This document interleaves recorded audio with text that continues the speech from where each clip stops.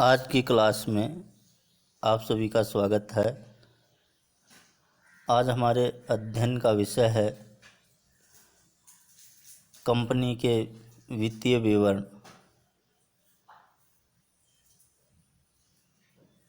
किसी संस्था के वित्तीय विवरणों के अंतर्गत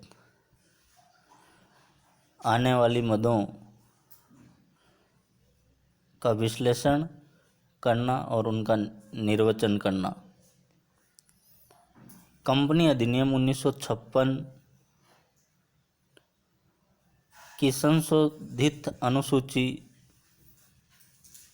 6 के अनुसार कंपनी के वित्तीय विवरणों का हम अध्ययन, विश्लेषण, व्याख्या और निर्वचन करेंगे। भारत सरकार द्वारा कंपनी अधिनियम 1956 की पुरानी अनुसूची 6 को संशोधित कर अनुसूची 6 1 अप्रैल 2011 से प्रारंभ होने वाली अवधि के लिए बनाए जाने वाले वित्तीय विवरणों अर्थात कंपनी का चिट्ठा और लाभ हानि विवरण पर लागू किए हैं। संशोधित अनुसूची 6 के अनुसार इनके प्रारूप में परिवर्तन किया गया है, जो इस प्रकार है। संशोधित अनुसूची 6 के अनुसार चिट्ठे के प्रारूप में बैलेंस शीट के प्रारूप में काफ़ी परिवर्तन किए गए हैं। इस अनुसूची के अनुसार चिट्ठा केवल उदग्र वर्टिकल या प्रतिवेदन प्रारूप रिपोर्ट प्रारूप, जिसमें सबसे पहले ऊपर समता एवं दायित्व इक्विटी एंड लायबिलिटीज तथा उसके बाद नीचे संपत्तियों को दर्शाया जाता है, एसेट्स को दर्शाया जाता है। इसी क्रम में तैयार किया जाएगा। संशोधित अनुसूची 6 के अनुसार लाभ हानि विवरण के लिए भी प्रारूप दिया गया है। लाभ हानि विवरण भी उदग्र वर्टिकल प्रारूप में होगा और उसका शीर्षक होगा लाभ हानि का विवरण, statement of profit and loss. चिट्ठे एवं लाभ हानि विवरण के प्रत्येक मद सूचनाओं को अनुसूचियों के स्थान पर लेखा टिप्पणियों नोट्स टू अकाउंट्स में दर्शाया जाता है।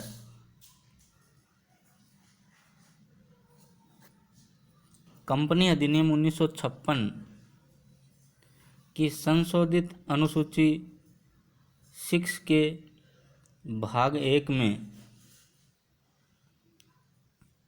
कंपनी के चिट्ठे का प्रारूप दिया गया है, जो वर्टिकल फॉर्मेट में है, जिसमें सबसे ऊपर समता एवं दायित्व इक्विटी एंड लायबिलिटीज तथा उसके नीचे एसेट्स को दर्शाया जाता है। संस्था के समता एवं दायित्व को कई उपभागों में विभाजित किया गया है, जो इस प्रकार है। पहला, अंशधारियों के कोष शेयर होल्डर्स फंड। दूसरा, अंश आवेदन राशि आवंटन तक लंबित share application money pending allotment. तीसरा, गैर चालू दायित्व नॉन करंट लायबिलिटीज। और चौथा, चालू दायित्व current liabilities. Equity and liabilities के इस प्रकार ये 4 उपशीर्षक हैं और इन्हें इसी क्रम में वर्टिकल फॉर्मेट में दर्शाया जाता है। तत्पश्चात इन सभी का टोटल योग कर लिया जाता है और उसके नीचे बैलेंस शीट के सेकंड भाग में संपत्तियों एसेट्स को 2 भागों में विभाजित करके दर्शाया जाता है। पहला, गैर चालू संपत्तियां नॉन करंट एसेट्स और दूसरा, चालू संपत्तियां। इसके नीचे संपत्तियों के इन दोनों उपशीर्षक का योग लगा लिया जाता है। अब हम पढ़ेंगे किसी कंपनी की बैलेंस शीट तैयार करने के लिए सामान्य निर्देश क्या क्या है। बैलेंस शीट के संबंध में किसी संपत्ति को चालू संपत्ति जब माना जाएगा जब वह निम्न बातों को पूरा करती है।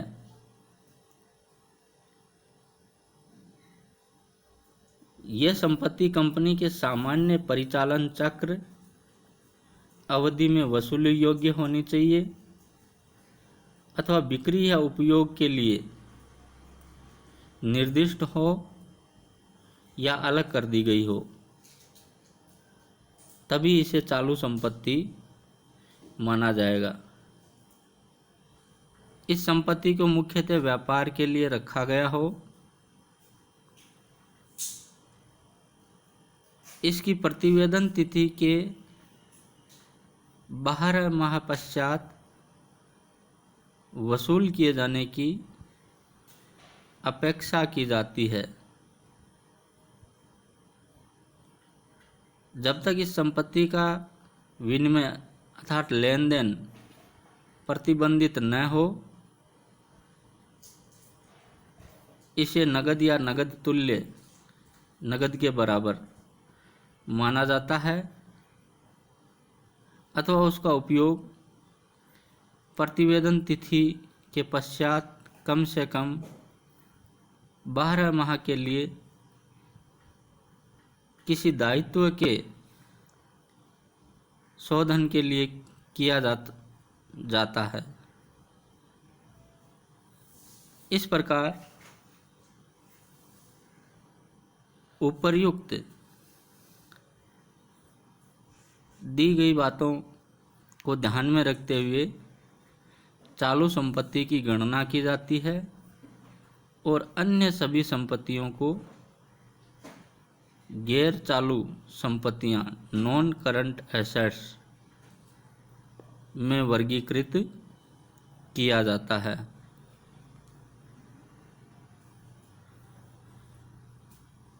परिचालन चक्र की गणना हेतु संपत्तियों की अवाप्ति एवं उसके नगद या नगद तुल्य में वसूली के मध्य का समय है।